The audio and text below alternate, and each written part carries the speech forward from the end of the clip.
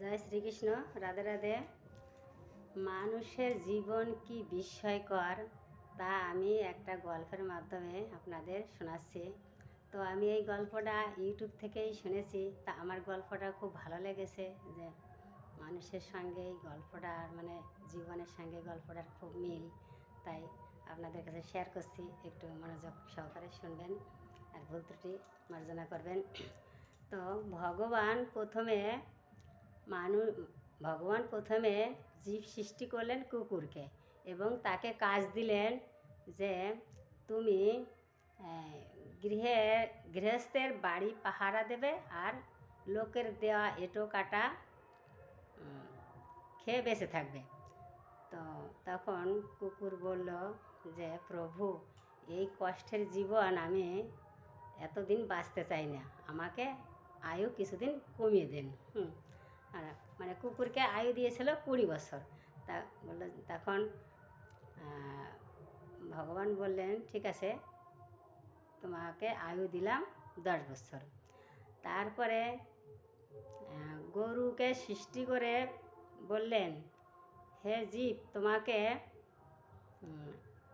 কাজ দিলাম, গোয়ালঘরে বাঁধা থাকবে আর নাদার কাটা ঘাস খেয়ে বেঁচে থাকবে আর সর্ষের ঘানি টানতে হবে, আর তোমাকে আয়ু দিলাম 40 বছর। তখন গরু বলল যে হে প্রভু, আমি এই বদ্ধ জীবনে এতদিন বাঁচতে চাই না, আমাকে আয়ু কিছু কমিয়ে দেন। তখন প্রভু তাকে 20 বছর আয়ু দিলেন আর 20 বছর বাদ দিয়ে দিলেন। তখন এবার বানর সৃষ্টি করে বললেন, হে জীব, তোমাকে কাজ দিলাম যে তুমি স্বাধীনভাবে চলাফেরা করতে পারবে, লাফিয়ে লাফিয়ে এ গাছ থেকে ও গাছের ডালে গিয়ে ফল পাকড়া খেয়ে তুমি বেঁচে থাকবে, আর তোমাকে আয়ু দিলাম 20 বছর। তা বানর তখন বলল যে প্রভু, এই লোকের লাঠি গুঁতা ঢিল মারবে, তো আমি এরকমভাবে আমি এই কঠোর জীবন আমি বেশি বাঁচতে চাই না। তখন প্রভু বললেন ঠিক আছে, তোমাকে আয়ু দিলাম 10 বছর। তা অবশেষে শ্রেষ্ঠ জীব মানুষকে সৃষ্টি করলেন। তখন ভগবান বললেন যে তোমাকে জ্ঞান বুদ্ধি সব কিছু দিলাম এবং তোমার হাত পা দিয়ে সব রকমের কর্ম তুমি করতে পারবে এবং স্বাধীনভাবে চলাফেরা করতে পারবে, আনন্দে জীবন কাটাতে পারবে স্বাধীনভাবে। তো এবং তোমাকে আয়ু দিলাম মাত্র 20 বছর। তখন মানুষ তো শ্রেষ্ঠ জীব, বুদ্ধিমান, মনে করলো তাই তো এত সুন্দর সুখের জীবন, স্বাধীনভাবে চলাফেরা করতে পারবো, ইচ্ছা মতো চলতে পারবো। তো তখন মানুষ বলল যে হে ভগবান, এত সুন্দর জীবন আমি আরও কিছুদিন বাঁচতে চাই, তো আমাকে আয়ু কিছু বাড়িয়ে দেন।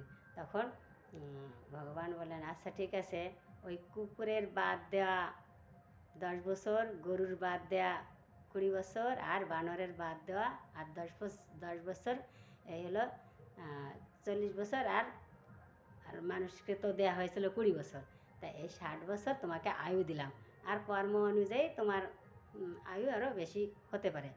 তো দেখো বন্ধুগণ, আমাদের জীবনটা দেখো, ওই ভগবান আমাদের 20 বছর বয়স দিয়েছিল, আয়ু দিয়েছিল। তো তখন এই শিশুকাল থেকে 20 বছর পর্যন্ত আমাদের আনন্দেই জীবন কাটে, খেলাধুলার মাধ্যমে। সংসারের কোনো দায়িত্ব থাকে না, আনন্দ আমরা হেসে খেলে আমাদের জীবন কেটে যায়।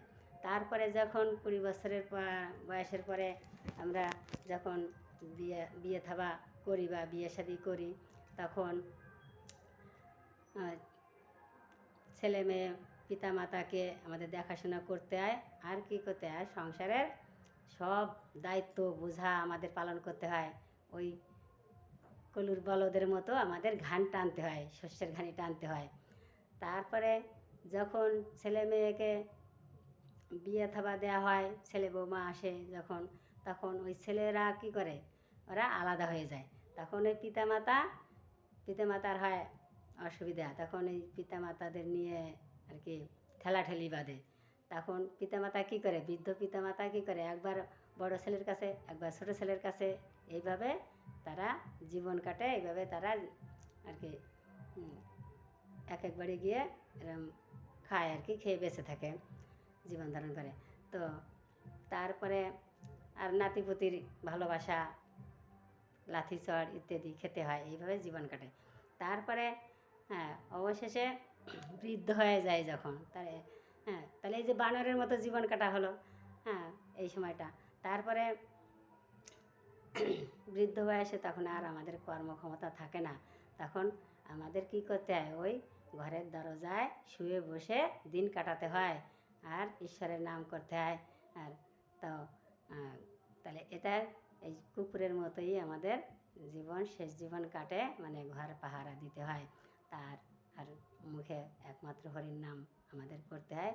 অবশেষে আমাদের কি যখন ডাক আসে, তখন ভগবানের ধামে আমরা চলে যাই, তাই তো। এই তো, হায় রে মানব জীবন, আমাদের জীবন কত সুন্দর। হরে কৃষ্ণ হরি বলে এখানে রাখছি। ভিডিওটা ভালো লাগলে লাইক শেয়ার কমেন্ট করে পাশে থাকবেন।